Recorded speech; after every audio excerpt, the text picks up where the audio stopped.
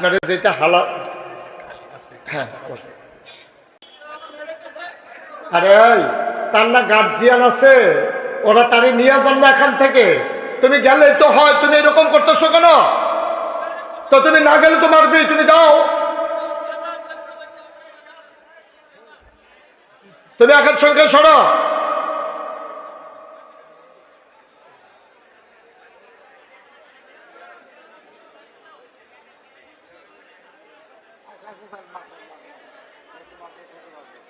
আরে তার ভাই না কে আছে, ওরা কেউ নিয়ে যেতে পারে না তারে, তো নিয়ে যান না ভাই, এটা তো ক্ষতি হচ্ছে তোমার ফিল্টার।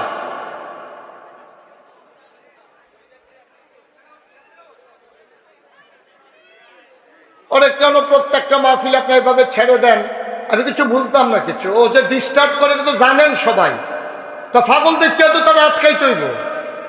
তো ভালো মানুষ হইলে তাদের ইচ্ছা করবেন কীর্তেন তারে লইয়া।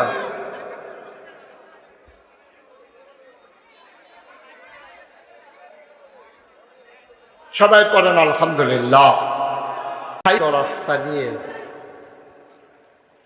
পরম সাহসিকতায় নির্ভীক চিত্তে যে মানুষটি অবলীলায় দেশের কথা বলেছে, দশের কথা বলেছে, বলেছে এই দেশের মাটি ও মানুষের কথা, বলেছেন এই দেশের অধিকাংশ ধর্মপ্রাণ মানুষের ধর্মের কথা, দ্বীনের কথা, ইসলামের কথা, যে কথাগুলো আমাদের অনেকেরই পছন্দ না হয়ে যাওয়ার কারণে এবং পার্শ্ববর্তী আমাদের প্রতিবেশী দেশ ওদের বিরুদ্ধে কথাগুলো চলে যাওয়ার কারণে আজকে নির্মম হত্যার শিকার হয়েছেন আমার আদরের ধন কলিজার টুকরা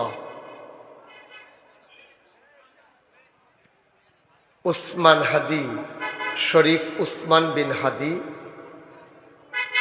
যে মানুষটির জন্য আজকে গোটা বাংলাদেশ নিথর নিস্তব্ধ হয়ে পড়েছে, যে মানুষটির জন্যে আজকে মানুষের হৃদয়ে শুধুই হাহাকার। আল্লাহ তাবারক ওয়া তাআলা আমাদের সবাইকে তার পথে যেন আমরা আমাদের ভবিষ্যৎ প্রজন্মকে দিক নির্দেশনা দিতে পারি। অকুত ভয় সৈনিকের মতো আমার হাদি যেমন উচ্চকিত কণ্ঠ ছিল, তেমন করে সে উচ্চকিত কণ্ঠের একদল মুজাহিদ আমির তো যেন দেশের পক্ষে, দ্বীনের পক্ষে কাজ করে যেতে পারে। আল্লাহ যেন কবুল করে, সবাই পড়ে না আমিন। বন্ধুগণ, আমরা আজকের এই মাহফিলের শুরুতে মানুষটির মাগফিরাত কামনা করছি। আল্লাহ যেন তার জীবনের গুনাহগুলো মাফ করে তার কবরটাকে জান্নাতের টুকরা বানিয়ে দেন, সবাই পড়ে না আমিন। ওই যে এক গ্রামে যে আরেক বেড়া বিয়া লইয়া গেছে, হ্যাঁ তারা পুরান আত্মীয় আছে, মনে করেন জমাদার বাইত আমার আত্মীয়, এই সালাউদ্দিনের তেমনি আমার আত্মীয় হয়। তো এই গ্রামে যদি আমার ফুতের লিগে বিয়া যায়, তা আমি সালাউদ্দিনের যে সালাউদ্দিন তোর বাইরের লিগে একটা বিয়া গেছে, তারা মানুষ কির সালাউদ্দিন আইজিয়া কার কথা জিগান। আমি যে তোমরা গ্রামের হেই বাড়িটা কয়, তারাও আমরা মানুষ কয় না, আমরাও তারা মানুষ কই না। মানে কি মানুষ বালা না, এটা আর বুঝনের বাহি নাই। ওখানে আমরা যে তারারে মানুষ মানুষ কই, আমরা যে তারার আনসার দিয়া ধরতাম চাই ভাই ভাই কই না, হইলে হোক আমার এই ফিটা দিয়া হ্যাঁ যখন গিয়ে চাষার ঘরে ভিক্ষা জাগা পায়, এই চাষাই কি আমার বন্ধু না শত্রু? আমার এই ফিটুইন্ডা বাড়া তোমার এখনো জায়গা পায় কেমনে? সুতরাং আমার অনুরোধ, কলিজার টুকরা যুবক রে, তোরা আমি কলজা এটা করেন আমার কাছে, এটা কলজার টুকরা যুবক, আমি তোরা কলজা দিয়া মায়া করি। এই কলজাটা যদি কাটটা দেখাইতাম পারতাম, দেখো লাইনে লাইনে খালি যুবক যুবক লেখা। কারণ আমি জানি এখন যৌবন যা, যুদ্ধে যাবার শ্রেষ্ঠ সময় তা, যৌবন ছাড়া কিছু করা যায় না, টেম্পার নাই। ওনারা যদি আমি কই দুলাভাই আপনি একটা দৌড় দেন, উনি কইব যে আপনি যান আমি আইতে আসি। আর আমি যদি ফলাফেন্ডে কই দৌড় দে, ফলাফেন্ডে কইব হুজুর আমরা যাইতে আসি আপনি আসবেন। ঠিক কিনা কম? তাহলে আমার ছেলেরা যদি এখন একটু বুঝে যায়, আমার ছেলেরা যদি একটু সচেতন হয়ে যায়, আমার বাংলা সোনার বাংলা হয়ে যাবে। সুতরাং আমরা যেই নেশা, যেই মাদক আল্লাহ হারাম করেছেন, আরাম না হারাম? আমার কতক্ষণ আরাম না হারাম? যেই মাদক নেশা আল্লাহ হারাম করেছেন, এই হারামের কাছে আমরা যেহেতু কুত্তার গোশত খাই না, আমরা যেহেতু শুয়োরের গোশত খাই না, কেন? এগুলা হারাম। ঠিক মদ খাওয়া, গাঞ্জা খাওয়া, ফেন্সিডিল খাওয়া, ইয়াবা খাওয়া, এইগুলাও হারাম। এই হারামের কাছে আমার যুবকেরা যাবে না ইনশাআল্লাহ। সবাই কনা আমিন। তাই বলছিলাম যে এই নেশার কারণে মানুষ ইমান হারা হয়ে যায়, আল্লাহ ভুলে যায়, মানুষ ইমান ভুলে যায়। সে যে মুসলমান এটা তার মনেই থাকে না, মা চিনে না, বউ চিনে না। কারবার তো আরেকটা কথা তো মনে পড়ছে, এটাও কি কইলে তা ওই মদ খাইয়া তে লুড হয়ে গেছে, লুড হয়ে সেটা ঘর গিয়া ঢুকছে, ঢুকে সেটা তার কোনটা বউ, কোনটা মা, কোনটা জি, তার তো মাথায় কাম করে, তো মাদক নেশার কবলে ফুটে রয়েছে, গিয়ে সেটা ঢুকিয়ে দেখে তার বউয়ের দেখে সেটা কইতাছে, বোন গো কটা বাদ দিয়া লাইয়েন। ও জিয়ারে দেখছে, জিয়ারে গিয়ে সেটা দেখে সেটা কইতাছে, বোন গো ফ্যানের ভিতরে প্রচন্ড খিদা, দুগলা বাদ দিয়া লাইয়েন। ও জিয়ারে যখন বোনটা খেলাইছে বাফে মাইয়া দিছে সিল্লানা, মা কই কি থাকো, কয় আব্বা আমার বোনটা খেলাইছে। কয়টা কেউর কাছে কচ্চা বিয়ার উপযুক্ত মাইয়া বাফে জিয়ারে বোনডাহে, এই কথা শুনলে এই বিয়ার দেওয়ার লাগতো না, দৌড়াইয়া এই বউয়ে আইসে ঘর। আইয়া সেরকম আপনারা কত কইছি এটা খাইয়েন না, মাইয়া ফল বড় হইতাছে, এটা বিয়া দেওয়ার লাগবো, কেরাই হুন্ডালাইছে কি আপনি দিতাইরে বোন ভিক্ষা বিয়ে রয়েছে। এবার আইস দেখ মা গো মাথা ঠিক নেই।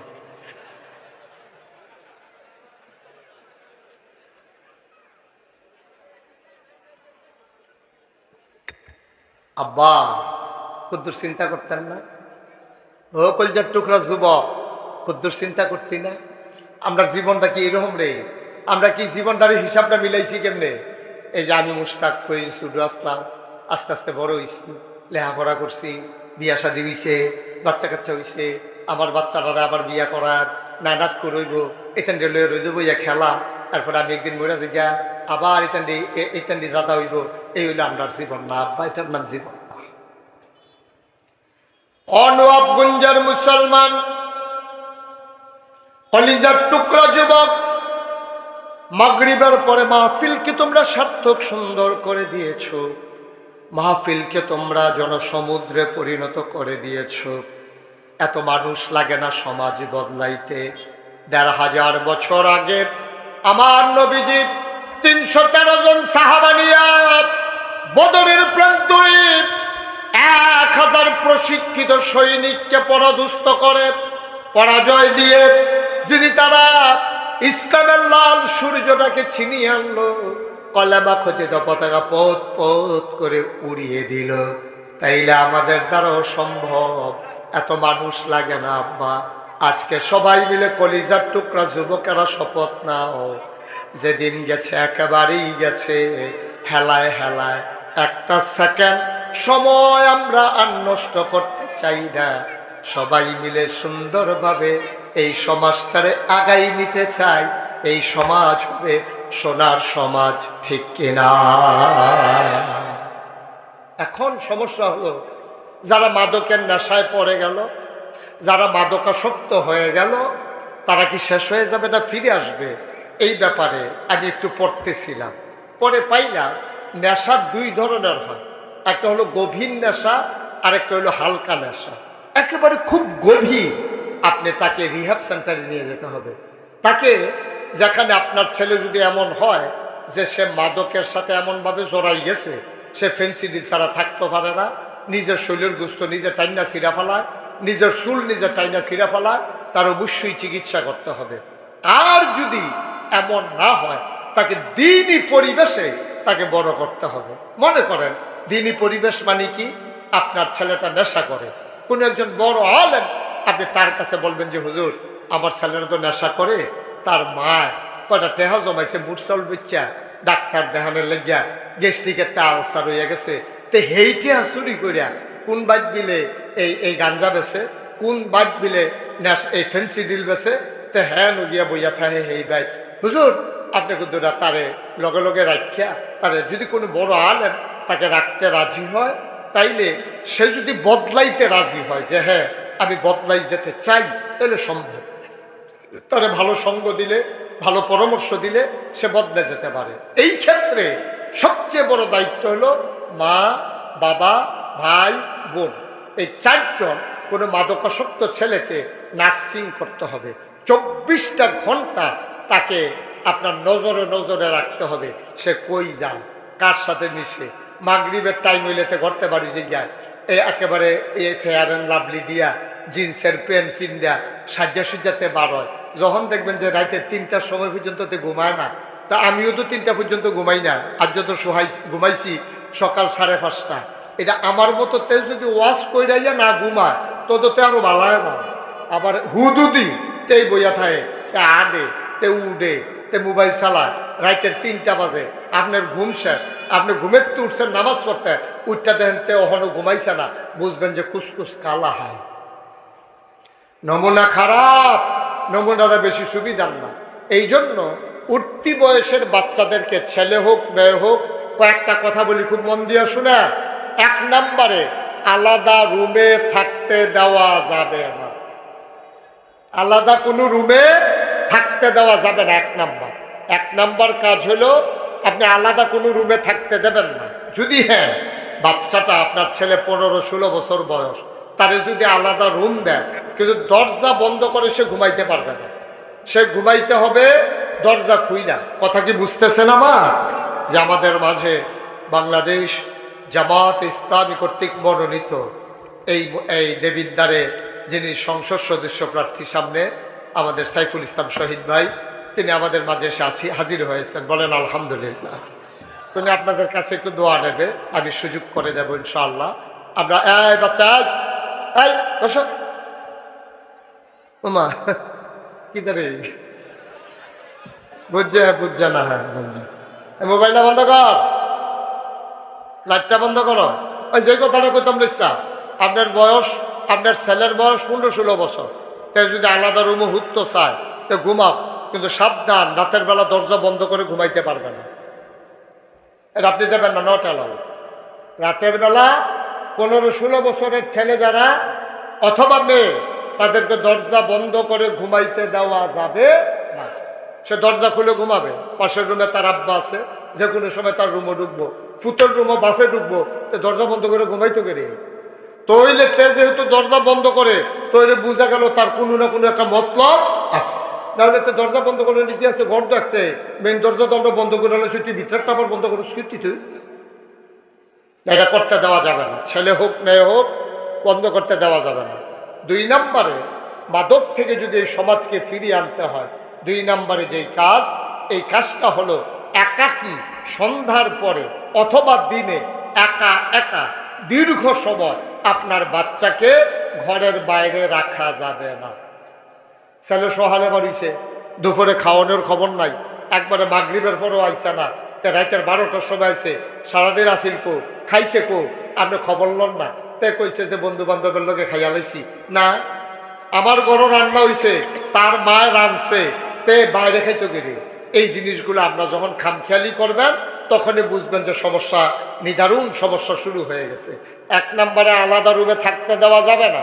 2 নম্বরে দীর্ঘ সময় আব্বা আম্মার কাছ থেকে 15-16 বছর বয়সের বাচ্চাদেরকে, যে টিন বয়সটা, টিনেজ কয় যে টিন বয়স, 3 কয়েন থেকে শুরু হয়, 13 থেকে 12-এর পরে হলো 13, 14, 15, 16, 17, 18, 19, তারপরে কি 20।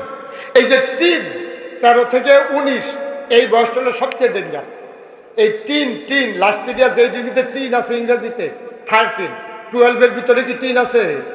এবার চাই আমি সকাল লাগাইতাম পারলে ভালো আসছিল টিন। এই 12-এর ভিতরে টিন আছে রে, টিন আছে 13-এর ভিতরে, 13-এর ভিতরে টিন আছে, 19-এর ভিতরে টিন আছে, 20-এর ভিতরে আবার টিন নেই।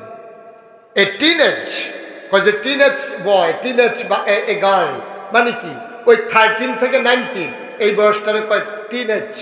এই টিন এজ যেটা, এই বয়সের বাচ্চারা ডেঞ্জারাস হয়, কারণ তখন তাদের ভালো মন্দ বোঝার ক্ষমতা থাকে না। তারা ভালো বুঝে না, মন্দ বুঝে না। এই জন্য তাদেরকে সময় দিতে হবে, তাদেরকে বন্ধু বানাই ফেলতে হবে। আপনি মা, মহিলারা যারা আমার কথা শুনতেছেন, আপনি মা, আপনি আপনার মেয়েকে বান্ধবী বানাবেন। মেয়েটা যেন স্কুল থেকে আইসা বলে, আম্মা আজকে যে আমি স্কুলে গেছিলাম, একটা ফলা আমার একটা সিডি দিতে কইছিল যে তুমি এটা পড়ো, আমি আনছি না। তাহলে মাই কি করতে পারবো, বুঝাই করতেছি গো এটি খুব খারাপ, এটা করে তোর বাহের বদনাম হইব, তোর বাহে মসজিদ কমিটির সভাপতি এইতে সিডি দিব, দিয়া সেটা তাইতে কইব আর টেটটা আমি তার কাছে সিডি দিছি, তাই আমার সিডি গ্রহণ করছে, এরপরে বিয়ার প্রস্তাব আইব, এরপরে কইব তোর লগে সম্পর্ক আছে। আম্মা আমি তো দেখতামও পারি না, হ্যাপলাই কোথায় কাম হইতো না। এই যে কথাটি মার কাছে বাচ্চায় কইতে পারবো, কইতে পারলে তখন মায় ভালো পরামর্শ দিতে পারবো। এমনে এমনে এমনে এমনে আমাদের এই টিনেজ বয়সটা, এই যে 13 থেকে 19, এই সময়টা আমরা পাহারা দিয়ে রাখা লাগবে। আজকে এই সময়টাই ডেস্ট্রয় হচ্ছে আমার জাতি। যেই বাচ্চাগুলা আব্বা আম্মার কাজ, হাতের কাজ নেওয়ার কথা, এখন এটি নাক ডাইকা ঘুমায় ফজর পর্যন্ত, হগলে ঘুমেতে উঠে তে যায় ঘুমাইতো, গজব করে দিস। ওই পরিকল্পিতভাবে আমার 3 পার্শ্বে ভারত থাকার কারণে সমস্ত মাদক বর্মা রুটে এবং ইন্ডিয়ান বিভিন্ন রুটে আমার বাংলাদেশে ঢুকতেছে। এইগুলা ঢুইকা পরিকল্পিতভাবে আমার যুব সমাজকে আজকে শেষ করে দিচ্ছে। মুসলমান, এবার আসল কথায় আসো। শেষ কথা যেটা, আল্লাহ তাবারক ওয়া তাআলা কেমন করে মানুষকে ভালো বানাইতে চান, আমি তো আমার মতো করে আপনাদেরকে কিছু পরামর্শ দিলাম। কোরআনুল কারীমে 21 পারা একটা সূরা আছে, সূরাটার নাম সূরা আহজাব, 73টা আয়াত, 9টা রুকু। আল্লাহ কয়, ইয়া আইয়ুহান নবী, হে নবী, আত্তাকিল্লাহ, আপনি ভয় পাবেন শুধুমাত্র, কেবলমাত্র, একমাত্র আমার আল্লাহকে। বলেন সুবহানাল্লাহ। সব একটু কথা কইেন, আমরা ভয় পাবো কারে? জোরে করে একটু কারে? আল্লাহ। ভাই, এই যে ভাই, এদিকে তাকাই থাকেন, আমিন কর। আহা, জোরে কর। আমরা যদি ভালো মানুষ হইতে চান, এই মাদক, এই নেশা, এই সন্ত্রাস, এই জুচ্চুর, এই লুটতরাজ, রাহাজানি, পরধন নষ্ট, হিংসা বিদ্বেষ, সব কিছু থেকে একটা প্র্যাকটিসিং মুসলিম, পারফেক্ট ইমানদার যদি হতে চায়, তাইলে আল্লাহ 1500 বছর আগে নবীজিরে ডাক দিয়া গেছে, ইয়া আইয়ুহান নবী, ও নবী, আপনি যে সোনার মানুষ বানাইবেন কি দিয়া? তাকওয়া বানাইবেন আল্লাহর ভয় দিয়া। কয় ভয় কি জিনিস? আল্লাহ নবী আবার কয়, তাকওয়া হা হুনা, আর তাকওয়া হা হুনা, আর তাকওয়া হা হুনা। এই আমার উম্মত, এই ভয় থাকে এই জায়গাটাতে, এই কলজারার ভিতরে আল্লাহর ভয় থাকে। আল্লাহ দেখেন কি, আল্লাহ একবারও কয় না ফির সাবরে ডরাইও, একবারে কয় না নেতারে ডরাইও, একবারও কয় না আম্মারে ডরাইও, একবারও কয় না আব্বারে ডরাইও, কয় ডরাইও আল্লাহ। কেন কয়? এই কারণে কয়, কয় যে আপনি ফির সাবরে যদি ডরাইতেন, কয় তো ফির সাব, নাগাইশের ফির সাব আইয়া পড়ছে এখন ফতেহাবাদ নবাবগঞ্জ, এখন নবাবগঞ্জ আইয়া পড়ছে নাগাইশের ফির সাবে।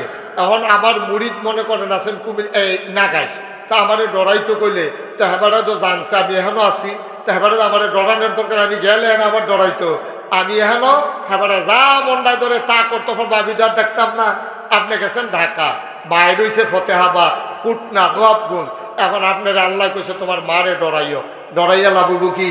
আপনি তো ঢাকা, মাই হইলো বাইক, তো মায় তো আর দেখে না, কইছে নেতারে ডরাইও, নেতাই রয়েছে ঢাকা, কর্মী রয়েছে কুমিল্লা, তো ডরাইয়া লাভ হইব কি?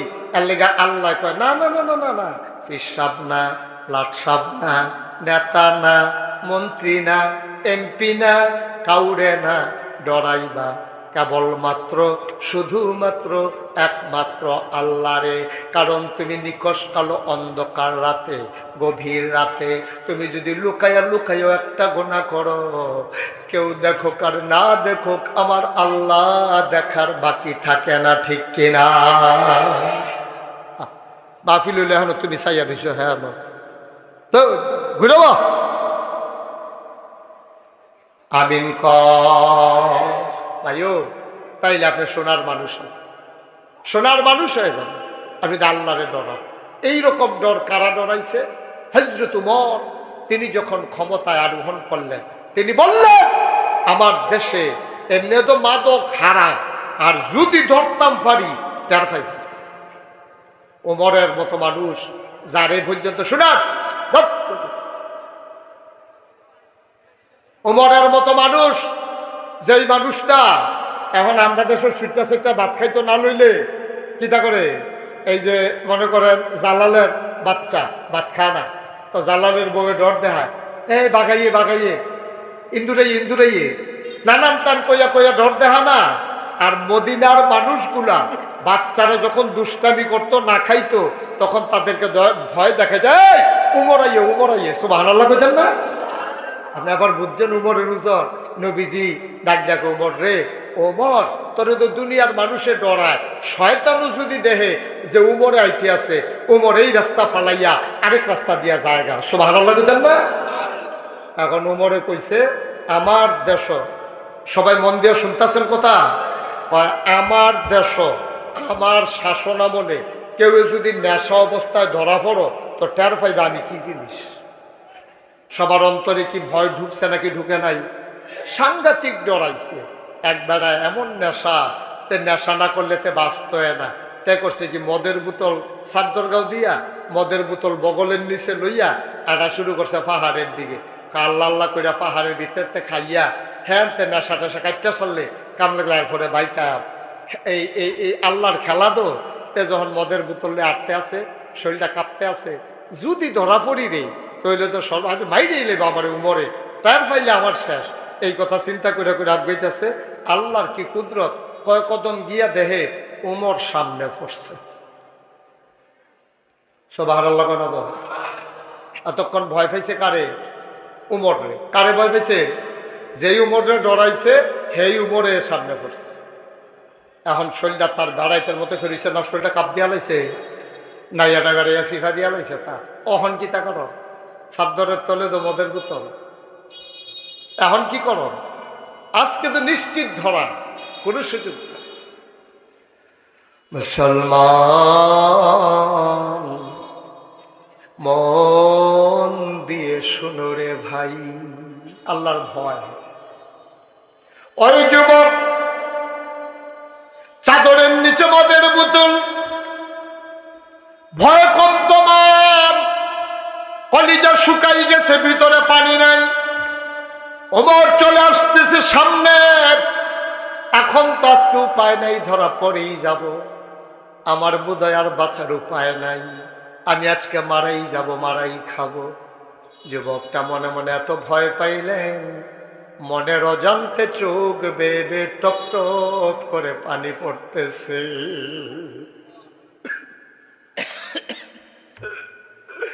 যুবক বলে বলে গো আল্লাহ, ও আল্লাহ, সব শক্তি যেখানে শেষ, তোমার শক্তি সেখানে শুরু। আমি খালেস অন্তরে বিশ্বাস করো, আমি তোমার সাক্ষী রাইখা ওয়াদা করতেছি, তুমি যদি আমারে আজকে বাছাই দাও, তুমি তো পারো, ওয়াল্লাযীনা জাহাদু ফীনা লানাহদিয়ান্নাহুম সুবুলানা ইন্নাল্লাহা লামাআল মুহসিনিন। যারা আল্লাহর পথে চলতে চায়, আল্লাহ নাকি বান্দার জন্য সবগুলো রাস্তা সহজ করে দেয়। মাওলা ও রব্বা কারীম, আমি তোমার পথে চলতে চাই, আমি একটু বিপদে চলে গেছিলাম, আমি একটু ধরা খাইয়া গেলাম, মাওলা রব্বা কারীম তোমার কুদরতি পায়ে ধরে ভিক্ষা চাই, আমি জীবনে আর এই কাম করব না, আমি জীবনে এই কাম করব না, আমারে তুমি আজকের মতো বাঁচাই দাও, আমারে তুমি বাঁচাই দাও, আমি আর জীবনে মদের কাছেও যাব না, খাবো তো দূরের কথা, ফিরেও তাকাবো না। আল্লাহ ও আল্লাহ, তুমি তো পারো, তুমি ছাড়া কে আছে আমার? তুমি না বলছো উদউনি আস্তাজিব লাকুম, বান্দা তুই ডাক দে, ডাকটা দিতে দেরি, আমি আল্লাহ জবাব দিতে দেরি করি না, আমি না তোমারে ডাকতেছি, তোমার কি মায়া লাগে না?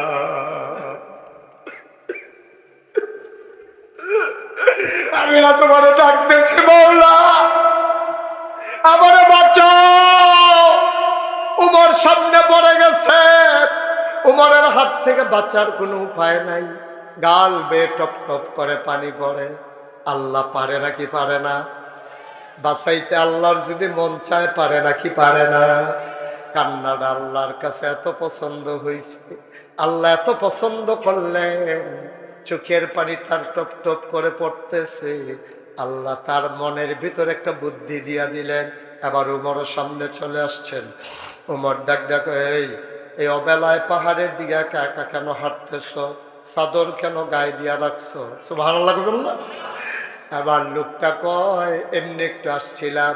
চাদর খুলো দেখি, চাদর খুলো, চাদরের নিচে কি? এবার যুবকটা ডাক দেয়া কয়, ইয়া আমিরাল মুমিনিন, ইয়া খলিফাতুল মুসলিমিন, ওমর, চাদরের ভিতরে একটা বোতল আছে, বোতলের ভিতরে একটু দুধ আছে, আমি একটু দুধ নিয়ে যাচ্ছিলাম। কয় দেখি খুলো চাদর। চাদর খোলা হলো, দেখি বোতল। ওমর বোতল নিয়ে নিলেন, নাকের কাছে নিয়ে তিনি টের পাইলেন মদের কোনো গন্ধ নাই। তিনি বুঝে নিলেন দুধ। যিনি সেকেন্ডের ভিতরে বোতলের মদকে দুধ বানাই দিলেন তিনি কে? আজকে তুমি নিয়ত করো যুবক, ও কলিজার টুকরা যুবক, তুই তো মা ছিলস না, তোর মা তোর জন্য কিটা করছে? মানুষের বাড়ি কাম করছে রে, তোর আব্বা ছোটবেলা মারা গেছে, তোর মা মানুষের বাড়ি কাম করিয়া টেহা জমাইয়া তোরে পড়াইছে, তুই ইউনিভার্সিটির চান্স পাইছ, তোর মারে তুই ফোন করছো, আব্বা সব পলাফেনের জিন্সের প্যান্ট আছে, আমার নাই। মাই কয় টেনশন করিস না ফুট, এর দূর পর্যন্ত যখন নিতাম পড়ছি বাহিরেও পারা, যে বেদ কাম করে তারারে গিয়া কইছে, আমার ফুতে তো বাসালে ইউনিভার্সিটিত পড়ে, জিন্সের একটা প্যান্ট লাগবে, 2500 টেহা বিলে লাগে। কয় টেনশন করো না, তুই জিন্সের টেহার কথার নাম কইয়া 2500 টেহা নিয়া তুই ঢাকা ইউনিভার্সিটির বিভিন্ন গোপন জায়গায় বৈশা বৈশা, ঢাকা শহরের বিভিন্ন অলিতে গলিতে তুই মাদক খাস, তুই মায়ের কথা ভুলে গেছস, তোর মায় কাপ কইরা টেহা পাঠায়, আর তুই গিয়া নেশা করস। আব্বা একদিন বুঝবি যে এই দিন তুই বাপ হইবি। এখন তো তুই বাপ হস নাই, তো এখন যেদিন বাপ হয়ে যাবে ওই দিন বুঝবি। আমরা সবাই মিলে ইচ্ছে করলে আমার সমাজটাকে বদলে দিতে পারি। কলিজার টুকরা যুবক, অনুরোধ করে বলে যাই, আদর করে বলে যাই, মায়া নিয়া বলতেছি, তোমাদের যারা যুবক আছো, যদি ভুলে বন্ধুর পেছে পড়া, শয়তানের কুমন্ত্রণায় পড়া, নফসের তাড়নায় পড়া যদি ভুলটা করে থাকো, আল্লাহ রস্তে আজকে এই মুহূর্তে ওই উমরের সামনে পড়ে যুবক যেমনে ওয়াদা করেছিল, যেমনে তওবা করেছিল, আজকে এই মুহূর্তে তওবা করো, আল্লাহ তোমার ভাগ্য বদলে দেবে। ঠিক কিনা?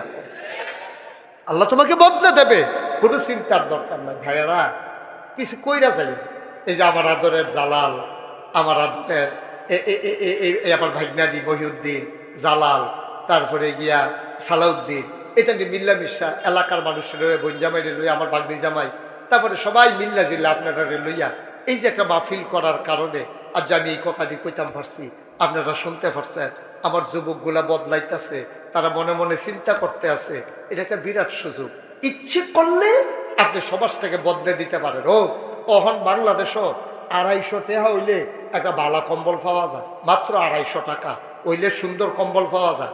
এই গ্রামও কেডায় শীতের ভিতরে রাইতের বেলা ঘুমাইতে পারে না, আমার জালালে, আমার সালাউদ্দিনে, আরো ফলাফেন্ডিনে লইয়া সবাই ইমাম সাহেবরে লইয়া একটা তালিকা করুক, দেখবেন 20 জন মানুষও পাইতো না যেই মানুষটি একটা কম্বলের লিগা ঘুমাইতে পারে না। এই 20টা বেডি অসহায়, জামাই নাই, বাচ্চা কাচ্চা নাই, সৈয়াতুল্লা খাস জায়গার ভিতরে, স্কুলের মারো বুড়া বেডি থরথর করে কাফে ঘুমাইতে পারে না এই শীতের ভিতরে।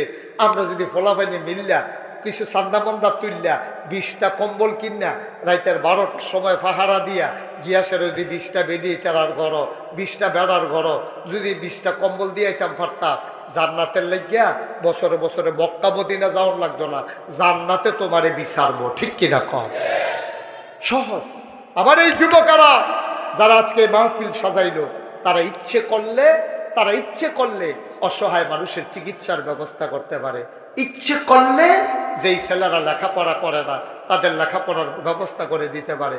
আমি তো খেয়াল করে দেখছি, শুরু করলে হয়তো আপনি শুরু করেন, দেখবেন আল্লাহ ঢাইলে দেবে, নিয়ে কুলাইতে পারবেন না। আমি মুশতাক ফৈজি, আমি কোনো এত ধনী মানুষ না, এত বড় হুজুরও না, আমি বক্তাও এত বড় না। তো বলে হুজুর আমরা দিয়ে আপনার ওয়াজ শুনতাম আই, তো বড় না হইলে এতদিন আইসি কিতা, আমরা বড়র দরকার কি, আমরার ভিতরে একটা মহব্বত আছে। আমি মুস্তাক ফয়েজি আইলে আপনার যে হগলে দৌড়াই আইয়া পড়ে, এটা হলো খাতির, এটা হলো একটা টান, এটা হলো একটা ভালোবাসা। আমি খুব তাল গাছ একটা লাট সাপ এর লাগিয়া না, ঠিক কিনা কম। এই আন্তরিক মহব্বতে আমরা চেষ্টা করলে অনেক কিছু বদলে ফেলতে পারি। আর আপনারা যে আমার চিনেন, আমার যে মানুষের চিনে, কবে বিলে আমি জানান, কবে বিলে আমি কিতা কইসলাম একবার এই মাহফিল, হেইটা আমার আরো তখন বুর্খা গাও দৌনের বাহির হিসেবে না, যে একটা বিপদে আছে। গত বছর শহীদ ভাই হজ গেছি, মেসফালা আমি দাঁড়াই রয়েছি, এমন টাইমে সৌদি আরবের শুধু বাচ্চা তার আব্বারে টাইম না আমার কাছে নেখারা করাইছে। আমি তো কই হয়েছে না, আজ খাইছি ধরা, আজ যে কি বিপদ রে আল্লাহ জানে। এখান কাছে না সেটা তার আব্বা আম্মারে আমারে দেহাই আঙ্গুল দিয়া কয়, মুরব্বী মুরব্বী। আমি বেড়া তোরা ডরে বেড়া আইয়া পড়লাম সৌদি আরব। হ্যাঁ আইয়া বেড়াইয়া তোরা আমারে গেরাল দিয়া লাইছ, কিতা কইতাম রে।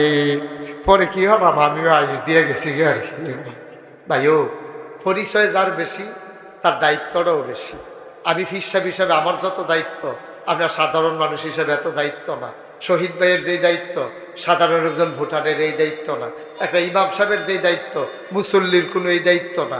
একটা এমপি হলে যেই দায়িত্ব, সাধারণ একজন মেম্বারের দায়িত্ব না। এই চিন্তা থেকে সারাটা বাংলাদেশও যেহানো যায়, গিয়া দেখি মসজিদ আছে, মাদ্রাসা আছে। চিন্তা করলাম, আরে আল্লাহ যখন আমার একটা পরিস্থিতি দিছে, মানুষের যখন আমার এই সিনে একটা কারবার গড়াই দেই বাসিয়ার বড়ি, চিন্তা করলাম যে ফ্রি, একটা টাকাও নেব না, একটা ফ্রি হাসপাতাল করে দেবো ইনশাআল্লাহ। সবাই কোনা আমি সেই চিন্তা করে আমার ইঞ্জিনিয়ারদেরকে ডাকাইয়া আমি বিরাট বড় একটা প্ল্যান কইরা আমি যখন চিন্তা করলাম যে একটা হাসপাতাল করা ফ্রি। হাসপাতাল হলো 21,000 স্কোয়ার ফিট, প্রায় 50 শতক জায়গা আবার হাসপাতালের ভিতরে ঢুকে গেছে। আবার বুঝেন কি কারবার, দোতলায় 3 তলায় মসজিদ, এক লগে নামাজ পড়বো 6,000 লোক। মার হাবা কইতেন না, 6,000 লোক এক লগে নামাজ পড়বো, আর নিচতলায় ফ্রি হাসপাতাল। আমি যখন এটার কাম শুরু করছি আমি সত্য ডরাইছি। ইঞ্জিনিয়ারে জিজ্ঞেছি কত রে লাগবো, হুজুর এটা করতে 30 কোটি টাকা লাগবে। কোস কিতা বেড়া এত টাকা আমি পাইম হুজুর, সাহস কইরা নামেন। আপনারা এই পার্শ্বে একটু জায়গা খালি আছে, আপনারা যারা দাঁড়িয়ে আছেন ওইদিকে দিয়ে বসেন গিয়া, এদিকে যারা দাঁড়িয়ে আছেন ওইদিকে বসেন, যান এদিকে যান গা, এদিকে গিয়া বনেই যে জায়গা আছে সুন্দর, এখানে দাঁড়িয়ে থেকে না ছেলে যাও, সবাই যাও। এই তো সুন্দর হয়েছে মার্শাল্লাহ। আপনাদের যারা জায়গা পাচ্ছেন না একটু এদিক দিয়া বসতে পারেন, হ্যাঁ, তো ঘুরেও তো আর আসা যাবে না। যাদের সামনে যতটুকুন ফাঁকা জায়গা আছে আমি দেখতে পাচ্ছি লোকজনের অনেক কষ্ট হচ্ছে না, আমি না আসলেই ভালো ছিল, তাইলে আপনাদের কষ্ট কম হইতো না। ঠিক আছে, আপনারা একটু ধৈর্য ধরে বসেন, আমি আর সামান্য একটু সময় পাবো, আমার একটু সুযোগ দেন সবার কাছে। আমি তো এখানে আপনাদের পুরানা মানুষ, এই ফতেহাবাদ, সুবিল, রসুলপুর, ঝিনাইয়া, তারপরে গিয়া আপনার সুলতানপুর, এই এলাকাগুলোতে আমি কত 11 গ্রাম মোটামুটি এই বেল্টে আমি এমন কোনো গ্রাম নাই যেই গ্রামে আমি ওয়াজ করি নাই। আপনারা তো সবাই আমার ওয়াজ শুনেছেন, জানেন। একটু সুযোগ দেন, আমরা আজকে একটা গুরুত্বপূর্ণ বিষয়ে কথা বলবো। এই গুরুত্বপূর্ণ বিষয়টা আজকে আমাদের খুব বেশি দরকার, কারণ এই বিষয়টা আমাদেরকে আজকে ডেস্ট্রয় করে দিয়েছে, ধ্বংস করে দিয়েছে। এই ধ্বংসের হাত থেকে বাঁচতে হলে আমাদের এটার কোনো বিকল্প নাই, এই আলোচনাটা আমাদের শুনতে হবে। তা আমি যেখান থেকে শুরু করেছি আপনার একটু আমার সাথে সাথে জবাব দিয়েন, আমি যেটা প্রশ্ন করি আওয়াজ করে জবাব দিয়েন। আল্লাহ আমাদের জন্য কিছু কাজ করছেন হালাল, আর কিছু কাজ করছেন হারাম। কথা বুঝেন নাই আমার? এইরকম কিছু খাওয়া দাওয়ার বিষয় এগুলারে হালাল করছে, যেমন গরুর গোশত খাওয়া, এটা কি হারাম না হালাল? সবাইকে জুড়ে বলে, হ্যাঁ ছেলে এদিকে তাকাও, গরুর গোশত খাওয়া এটা কি হারাম না হালাল? ছাগলের গোশত খাওয়া হারাম না হালাল? শুয়োরের গোশত খাওয়া হালাল না হারাম? কুকুরের গোশত খাওয়া হালাল না হারাম? আচ্ছা, এটা আপনি জানবেন কেমনে? এই যে আমি 4টা জিনিসের নাম বললাম, আপনারা আমার সাথে সাথে রায় দিলেন দুইটার সময় বললেন হালাল, দুইটার সময় বললেন হারাম। এটার সাথে আমিও একমত। আমরা এই কথা পাইলাম কই? গরুর গোশত খাওয়া, ছাগলের গোশত খাওয়া হালাল, কুত্তার গোশত খাওয়া, শুয়োরের গোশত খাওয়া হারাম, এই কথা আমরা পাইলাম কই? এই কথা পাইলাম নবীজির কাছে। নবীজি পাইলেন কই? আল্লাহর কাছে। সুবহানাল্লাহ বলবেন না? এজন্য আল্লাহ জানিয়ে দিয়েছেন কোনটা হালাল কোনটা হারাম।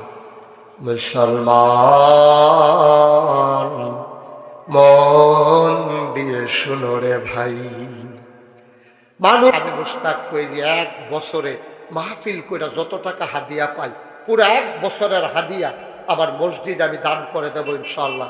আমি ড্রাইভারের বেতন, তেল খরচ, পরিবারের খরচ বাদ দিয়া এক বছর আমি জামাইছি 25 লাখ। কয় লাখ? কথা কথা কয় লাখ? 25 লাখ টাকা দিয়ে শুরু করছি। আর আজ যে আমি আপনারা এখন আওয়ানের আগে মাদ্রাসাত বইয়া চাইছিলাম কয় টাকা খরচ করছি, চাইয়া দেখি 6 কোটি 23 লক্ষ টাকা। আজকে 2025 সালের 19শে ডিসেম্বর পর্যন্ত 6 কোটি 23 লক্ষ টাকা আমি আমার মসজিদ হাসপাতালের পিছনে খরচ করেছি। আমি দিছি মাত্র 25 লাখ। বাকি টাকা আসলো কোত্থেকে? 5 কোটি 98 লাখ টাকা কোত্থেকে আসছে? আমি মাহফিলে ছিলাম, একদিন মাদ্রাসায় নাই, পরের দিন গেছি, পরে ফলাফেনে কই হুজুর কালকে একটা ঘটনা ঘটছে। আমি কি ঘটনা? হুজুর একটা বেডি, ভগিন্নি বেডি, এই ভিক্ষা করে মসজিদের কাছে দিয়ে যাইতেছে মাগরিবের টাইমে, যাওনের সময় ফলাফেনে জিজ্ঞাসা, ও এটা হলো কিতা ফিসা বুজুর এতটা কিতা বানায়? কয় এটা একটা হাসপাতাল আর মসজিদ। তো তোমরা খাড়ি আসেনি? তো আছে দোকান আছে, খাড়ি ডান্সে পরে সারাদিন ভিক্ষা করে বেডিডায় যেই চাউল দি পাইছে এটি ডাইলা দিয়া কান্দা দিয়া কয়, হুজুর রে কইও সারা জীবন তো ভিক্ষা করে বাইক নিলাম, আর যে মসজিদও দিয়া গেলাম না। আমি সারা রাত ঘুমাতে পারি না। আরে কয় কি, কয় কি? ভিক্ষা করা মহিলা এই কারবার করে গেছে, আমি আর ঘুমাইতে পারি না। ভাইয়ারা দয়া করে আপনাকে তো দোয়া করেন। আর আমার এখানে একটা এতিমখানা আছে, আমার ফুতে আমি যা খাই আমার এতিমখানার বাচ্চারা তা খায়। আমার ছেলে যেই মানের কাপড় পরে আমার এতিমখানার বাচ্চা, আপনি দেখেন একটু ভিজিট করেন, এতিম আপনি বুঝবেন না এটা যে এতিম, এটা এতিম আপনি বুঝবেন না। আপনাদের এলাকায় কোনো যদি এতিম বাচ্চা থাকে দয়া করে আমার এখানে পাঠাই দেবেন। ইন্টারন্যাশনাল মানে, আন্তর্জাতিক মানে আমার একটা হিপসখানা আছে। কেউ যদি মনে করেন আপনি বিদেশ থাকেন, আপনি আপনার বাচ্চাটাকে নিশ্চিন্তে দিতে চান, তাহলে আমার 4তলা বিল্ডিং, নিচতলায় গেট, গেটের ভিতরে তালা, তালার সামনে দারোয়ান, বের হওয়ার কোনো সুযোগ নেই। নিশ্চিন্তে সে পড়বে, 18 একর জায়গা, বিকালবেলা সে খেলবে আনন্দের সাথে। আমার এখানে আলেম মাদ্রাসা, আমি চেষ্টা করতেছি জাতিকে কিছু করে দিয়ে যাওয়ার জন্য। আমি তো থাকবো না একদিন, মুশতাক ফয়েজি থাকবে না, কিন্তু কিছু একটা করে যাওয়া দরকার। সেই চিন্তা থেকে আমি এই কাজগুলা করে যাচ্ছি। প্রাণ ভরে দোয়া করেন। এই যে করোনার সময় আমি বাজার করে করে রাইতের 12টা 1টার সময় মানুষের ঘর ঘর নিয়ে বাজার দিয়েছি, বানান্য গল্প না, চেষ্টা করছি। এই যে গত বছর বন্যা গেল, 15 দিন আমি আমার পরিবার থেকে বিচ্ছিন্ন ছিলাম। আমার এই নতুন মসজিদের নিস্তালার থাকিয়া বুক ফানি ভাঙ্গা ভাঙ্গা আমি মানুষের ঘর ঘর চাউল ডাইল লইয়া গেছি, নেন এটি রাহেন। হ্যাঁ দেখে আমার কান্দা দিয়েছে, জোর আপনার মতো মানুষে ফানিত নেন বলেছে। এমনি সমস্যা কি? আপনারা সবসময় আমারে দেখেন, আমি আপনারা দেখতাম মনে কয় না? আমারও তো দেখতাম মনে কয়। আল্লাহ যেন আমাদের সবাইকে এইভাবে দায়িত্ব পালন করে করে যেন আমরা দুনিয়া থেকে বিদায় হইয়া আখেরাতে কিচ্ছু একটা লইয়া দাঁড়াইতাম পারি। আল্লাহ যেন কবুল করে সবাই করা। আমিন।